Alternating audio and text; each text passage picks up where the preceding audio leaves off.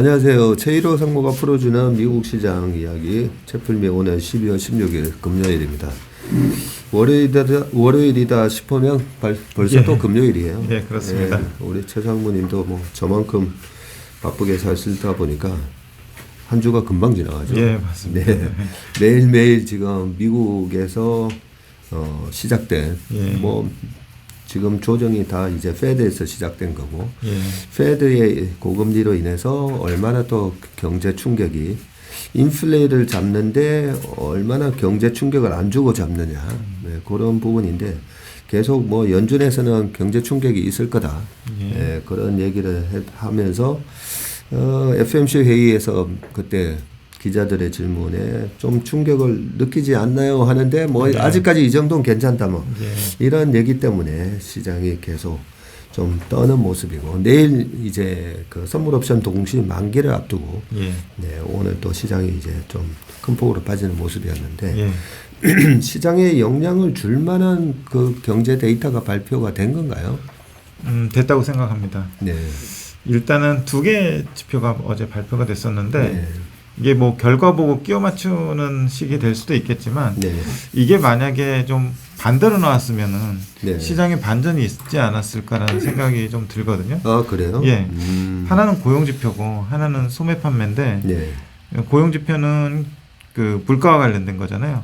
파월이 계속 얘기하는 노동 공급이 제대로 안 되기 때문에 지금 임금 상승이 높고 그것 때문에 물가가 높은 거 아니냐, 그런 얘기를 계속 해왔고, 또 소매 판매는 경기에 관련된 거잖아요. 그 파월 의장에 따르면 경기는 괜찮다. 내년 뭐 0.5% 실질 경제 성장률도 성장은 성장 아니냐, 이런 식으로 얘기를 해왔는데 고용 지표는 물가를 대변한다고 보면은 그거는 좋게 나온 것이 이제 안 좋은 영향을 줬고요. 소매 판매는 실제로 경기를 나타내는데 나쁘게 나와가지고 사실은 좀 극단적으로 얘기하면은 물가는 올라가는데 경제는 안 좋은 그런 그림이 그려지잖아요. 이 지표만 보면은. 그래서 약간 사람들이 그런 연상을 하지 않았나 생각이 들었습니다. 일단 고용 지표를 보시면은 신규 실업수당 신청 건수인데, 이거는 처음 실직을 당한 사람이 신규로 실업수당을 신청할 때 매주 집계하는 데이터거든요. 매주 집계하는 데이터인데 수치를 그 차트를 보시면은 상당히 낮은 상황이에요. 이게 얼마나 낮냐면은 2019년 평균, 그러니까 팬데믹 이전 평균이 21만 8천 건이거든요. 그런데 21만 1천 건이 나왔습니다. 팬데믹 이전보다도 굉장히 낮아서 이것만 보면은 여전히 고용시장은 뜨겁다라고 볼 수 있고, 또 컨센이 23만 2천 건이었는데 컨센보다도 훨씬 하회하는 숫자가 나왔습니다. 그 옆에 보면은 연속 주간 실업수당 신청 건수가 있는데, 이건 뭐냐면은 신규로 실업수당을 신청을 했잖아요. 그런데 잡이 안 잡혀서 계속 실업 상태로 있으면은 실업수당을 계속 타먹어야 되잖아요. 그 법적으로 뭐 26주로 알고 있는데 2주 이상 신규 실업수당을 받는 사람들을 모아놓은 합계입니다. 그래서 이걸 보면은 숫자상으로 보면은 167만 1천 건이 나왔거든요. 약간 이제 올라가다가 좀 주춤한 그런 상황인데, 바닥은 봤고 계속 올라간다는 거는 계속 실업 상태에 있는 사람들이 많아지고 있다는 뜻이거든요. 그럼 이제 이전에 봤던 신규 실업수당 신청은 좀 견조해 보이지만 결국 연속 주간 실업수당 신청 건수는 올라가고 있기 때문에 실업률도 필연적으로 올라갈 수밖에 없다, 그렇게 보여집니다. 근데 제가 약간 좀 최 상무님 의견하고 약간 좀 다르게 해석을 하는 부분은 우리가 이제 필립스 곡선 얘기할 때 하는 얘기가 이제 물가 실업률이잖아요. 그래서 중앙은행이 이런 통화 정책을 쓸 때 물가를 잡기 위해서 너무 긴축을 하면 실업률이 올라가고, 그래서 딜레마에 빠진다는 거죠. 실업률을 올리기 위해서, 실업률을 이제 낮추고 고용을 높이기 위해서 또 통화 정책을 너무 완화하면 또 물가가 급등하고 네, 그런 것 때문에 어제 이제 방금 말씀하셨듯이 컨센서스보다도 오히려 더 실업수당 신청 건수가 적게 나온 거죠. 예, 그렇죠. 네, 그래서 연준 입장에서는 물가를 잡기 위해서 지금 긴축을 하는데 물가를 잡기 위해서 긴축을 하면 실업률이 올라오면서 이제 중앙은행이 고민을 해야 되는데 지금 고민을 전혀 할 필요가 없는 상황인 거죠. 아, 그렇죠. 네. 그래서 이 물가를 좀 대변을 한다라기보다는 네, 물가가 어떻게 보면 실업률은 이제 대척점에 있는 걸로 해석을 해야 되고 그런 차원에서 실업수당 청구 건수가 급등을 해서 연준이 이렇게 되면 경제가 망가지니까 경제보다도 뭐 정확하게 표현은 고용이에요. 그렇죠? 고용이 망가지면 안 되니까 긴축에 대한 고삐를 이제 어느 정도 이제 늦추는 그런 걸 이제 기대를 하고 있는데 네, 실업수당 청구 건수가 좀 낮게 나온 그런 부분이 있고 또 하나 또 말씀드리고 싶은 거는 이제 19년 평균이 21만 8천 건이라고 했잖아요. 그러면 19년이 경제가 상당히 좋았던 구간이냐? 실업률은 낮은 건 맞았는데 19년 하반기에 금리를 3번이나 낮출 정도로 그때 이제 우리가 알다시피 PMI도 50 이하로 나오고 사실은 19년도에도 경제가 좋은 상황은 아니었어요. 네, 그래서 저는 오히려 17년, 18년 정도에 평균 실업수당 청구 건수가 한 얼마였을까? 이때도 제가 이제 좀 긴 시결로 봤는데 요때도 요 정도 수준에서 크게 벗어나지 않았더라고요. 그랬겠죠. 왜냐하면 실업률이 2019년도에도 좀 비슷했어요. PMI는 50 이하로 떨어지고 했지만 금리를 낮춰야 될 정도로. 근데 그 완전 고용 상태였었잖아요. 그렇죠? 그렇죠. 그러면 요 19년도 팬데믹 이전에 경기가 되게 좋았던 상황은 아니지만 완전 고용 상황에서 나오던 평균치 21만 8천 건하고 좀 비슷하다. 그렇게는 볼 수 있겠네요. 그렇습니다. 그래서 그냥 제 그 생각에는 만약에 이게 계속해서 올라가면은 어쨌든 노동 공급 쪽에서 이슈가 있었던 것들이 풀리면서 물가도 완화되면서 페드의 스탠스가 어느 정도 좀 바뀔 소지가 있지 않느냐 그런 식으로 해석을 했었거든요. 물론 이제 전무님 말씀대로 그런 취지의 의미도 이해갑니다. 그리고 저는 또 한편으로는 그래도 좀 이 데이터들이 긍정적으로 해석이 되는 게 지금 2019년 상황이 아니라 2001년, 2년 그리고 2008년 그렇게 정말로 혹독한 리세션 실업률이 2001, 2년만 하더라도 6% 이상 넘어갔고요. 그리고 2008년도에는 10%까지 가는 지금 그런 상황들을 많이 이제 가정을 하잖아요. 보면 시장을 좀 안 좋게 보는 맞습니다. 근데 지금 시장의 상황은 2019년 상황하고 비슷하다는 거죠. 맞습니다. 그래서 이 실업수당 청구 건수부터 실업률이 급등을 하면 뭐 내년에 급등할 거다라고 이미 얘기하시는 분들도 많아요. 근데 뭐 파월 의장은 4.6%가도 급등한 게 아니다. 그렇죠. 원래 완전 고용 상태에서의 자연 실업률이 지금 올라가고 있기 때문에 그 정도도 버틸만 한다고 얘기를 하고 있잖아요. 그러니까요. 그런 상황이기 때문에 이런 매크로 데이터를 통해서 과거 어떤 리세션하고 아니면 경기 침체 국면하고 비슷한지를 우리가 알 수가 있는데 세상문이 계속 이 비교를 해주시니까 저희한테는 많은 도움이 되고 있습니다. 그리고 소매 판매 저는 좀 그냥 봐가지고는 뭔 말인지 잘 모르겠더라고요. 이게 소매 판매가 사실 이 소매 판매 데이터의 그 세부 항목을 보면은 뭐 자동차도 있고 가구도 있고 전자제품, 건자재 그리고 주유소에서 파는 거 그리고 뭐 의복, 백화점, 전자상거래 그리고 밑에 푸드 서비스 앤 드링킹 플레이스가 있습니다. 이게 외식 서비스거든요. 그래서 대체로 이제 내구재, 굿즈에 해당하는 품목들이지만 서비스에 해당하는 품목이 일부 섞여 있다고 보시면 될 것 같고요. 다만 이제 전부 그 서비스나 상품을 다 포괄하는 지표는 PC 네. 지표가 다 포괄하고요. 이거는 이제 대체로 굿즈를 많이 포함하고 있습니다. 네. 일단 뭐 컨센이 마이너스 0.2% 하락 정도로 예상을 했는데 전달보다 0.6% 하락으로 일단 소매 판매가 컨센보다는 더 위축되는 모습을 보였어요. 예, 그렇습니다. 근데 뭐 전체적으로 다 위축되지는 않았을 거고 아까 우리 남궁재훈 주임이 얘기했듯이 또 서비스에 대한 부분이 집계가 안 돼서 조금 답답한 부분이 있는데 그 서비스 판매도 발표가 됩니까? 나중에? 서비스 판매는 이제 PC에서 나오고요. 여기 소매 판매에서 나오는 거는 푸드 서비스 앤 드링킹 플레이스라고 해가지고 MOM을 한 0.9% 정도 늘었고요.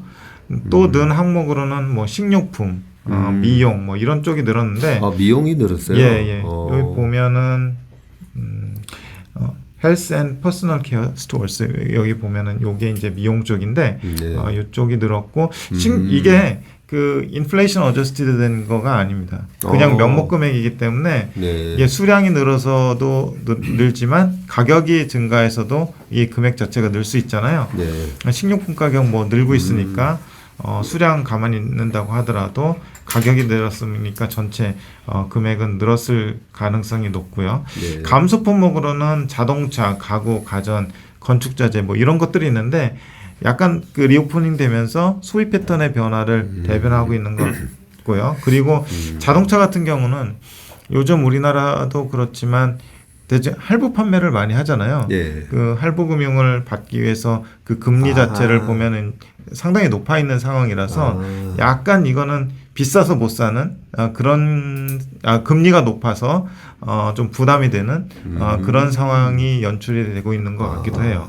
저도 왜 자동차가 작년 11월, 12월부터 이제 반도체 공급 부족 현상을 보이면서 중고차 가격이 급등하고 했던 게 작년 겨울부터였었거든요.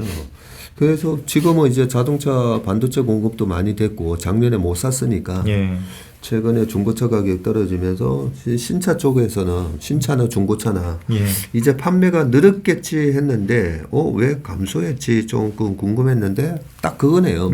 전부 다 미국은 이제 오토론이라고 하잖아요. 그죠? 미국 사람들이 차를 살 때 거의 다 뭐 론을 해서 사는데 그 오토론의 금리가 거의 2배 이상 늘다 보니까 이 확실히 판매에 영향을 주네요. 우리나라도 좀 채널 체크를 해보면은 금리 때문에 조금 자동차 사기를 꺼려하는 사람들이 좀 있다고 하더라고요. 그러고 보니까 뭐 전기차를 포함해서 일반 내연기관차의 GM, 포드, 현대, 기아까지 다 최근에 이제 주가가 약했는데 조금 이해가 되네요. 그렇습니다. 그런 것들이 이제 수요 둔화로 이어질 수 있는데 뭐 결정적인 거는 페드가 키를 쥐고 있기 때문에 페드의 스탠스 변화가 다시 한번 말씀드리지만 좀 중요한 것 같습니다. 그래서 시사점은 뭐 인플레이션 고금리로 인한 가격 저항이 좀 있을 것 같고 리오프닝으로 인한 소비 패턴 변화인데 밑에 월스트리트 저널에서 따온 차트인데요. 내구재하고 그 리저 서비스의 카드 매출액을 뱅크 오브 아메리카에서 구해서 2020년 초부터 해서 100으로 환산해서 그렸는데 파란 선이 내구재고요. 그 녹색 선이 리저 서비스인데 지금 리저 서비스의 카드 매출액이 그 내구재를 초과하고 있어요. 추월했네요. 추월하고 있어요. 2020년에는 뭐 연준이 뿌려준 미국 정부가 뿌려준 돈을 가지고 나가지는 못하니까 전부 다 전자상거래 통해 가지고 이 내구재를 주문을 해서 썼다면 드디어 올해 하반기에 역전을 했네요. 맞습니다. 그래서 여기에서도 이제 소비 패턴의 변화를 확실하게 확연히 느낄 수 있죠. 느낄 수 있네요. 그래서 두 가지 그 신규 실업수당 신청 건수 그리고 소매 판매가 주는 시사점을 좀 생각해봤는데 고용은 아직 탄탄하지만 아까 봤듯이 연속 주간 실업수당 신청 건수를 볼 때 좀 둔화될 가능성이 있고 소비도 뭐 패턴의 변화도 있지만 금리나 인플레로 인한 둔화가 조금 느껴지고 있는 상황에서 사람들이 좀 쓸 돈이 좀 줄어들고 있다는 의미로 해석을 할 수도 있을 것 같아요. 그래서 저축률을 보면은 지금 2.3%거든요. 네. 과거에 보면 대체로 한 8에서 9%, 뭐 10%까지 도달한 적이 있었는데 지금 역대급으로 낮아진 수준이에요. 그런데요. 예, 그래서 쓸 돈도 없는데 가격까지 올라가면은 소비 심리나 수요 자체가 좀 위축이 될 수가 있으니까 그런 걸로도 좀 해석할 수 있지 않나라고 생각을 해봤고요. 네. 그래서 팬데믹 때 결론은 조기 은퇴하는 사람들이 저축이 고갈이 돼서 노동시장에 좀 복귀하면 노동 공급이 확대되고 임금 상승률도 좀 완화되지 않을까. 이게 좀 시간을 두고 좀 나타나면 물가에도 상당히 도움이 되고 페드가 스탠스를 바꾸는데도 좀 도움이 되지 않을까라는 생각을 해봤습니다. 이 부분 가지고도 이제 의견이 좀 엇갈리잖아요, 그죠? 저축률이 이렇게 낮아졌기 때문에 이제 소비 못한다. 네, 돈 다 떨어졌다. 네, 이렇게 얘기하시는 분들이 있고 방금 말씀하셨듯이 돈 다 떨어졌기 때문에 이제 노동시장으로 많이 복귀를 해야 되는 거죠. 네, 그래서 노동시장에 지금 타이트한 노동시장 요게 이제 연준이 계속 강조하는 부분이잖아요. 예, 맞습니다. 이런 부분이 이제 또 복귀를 하면 그동안에 보면 자연 실업률이 너무 높아졌어요. 돈이 많다 보니까 그냥 일 안 할래 하면서 근데 복귀를 하면 노동 참가율이 높아지고 그죠? 그러면 지금 타이트한 노동시장도 좀 많이 완화가 되는 그런 모습을 거기에 이제 연준 의장이 항상 얘기하는 임금 상승률 이런 걸 2%대로 낮춰야 된다. 지금 5%대거든요. 그것도 좀 완화가 되지 않을까 싶습니다. 실제로 오늘 아침에도 미국에 계시는 그 공무원분한테 좀 여쭤봤는데 이런 부분들이 분명히 있대요. 돈이 많아지고 지원금 많아지고 자산 가격 뭐 주택 가격이나 뭐 주식 가격이 오르다 보니까 조기 은퇴한 사람들이 주위에도 꽤 있으시다는 거예요. 그래서 그분들이 젊음에도 불구하고 그분들이 이제 복귀하면은 노동 공급 확대에 따른 임금 상승률도 좀 완화되지 않을까라는 생각을 해봤습니다. 저축률에서 주식 투자하기 위해서 예금에서 돈 빼가지고 주식 투자하면 저축률이 또 떨어지겠죠, 아무래도. 저축률이 그렇죠, 떨어지죠. 그래서 한편으로는 보면서 주가가 많이 빠지니까 요즘 우리나라 개인분들도 이제 주식을 꾸준히 계속 이렇게 싼 구간에서 계속 빠질 때마다 이제 사시는데 미국도 그런가 그런 생각을 잠시 해봤습니다. 네, 오늘 아침에 어제 저녁에 발표됐던 이제 미국의 고용 지표와 소매 판매에 대해서 말씀해 주셨고요. 오늘 여기서 우리가 보여줄 점은 소매 판매, 저는 이 소매 판매 그 항목별로 여기에 되게 관심이 많았거든요. 결국은 시장은 지금 이제 실업과 고용 데이터에서 보듯이 지나친 이제 경제가 망가지는 것에 대해서 우려를 하고 있는데 2019년과 좀 비슷한 상황이라는 가정을 해보면 2019년도에 S&P 500이 28.8% 올라갈 때 분명히 이제 주도주와 비주도주의 이제 차이가 있었기 때문에 이번에는 어느 쪽에 이제 소비가 이루어지는지까지 알 수 있는 그런 좋은 소중한 자료였던 것 같습니다. 네, 채플미 오늘 12월 16일 금요일 순서는 여기까지 하겠습니다. 최일호 성문이 한 주간 수고 많으셨습니다. 고맙습니다. 네, 고맙습니다.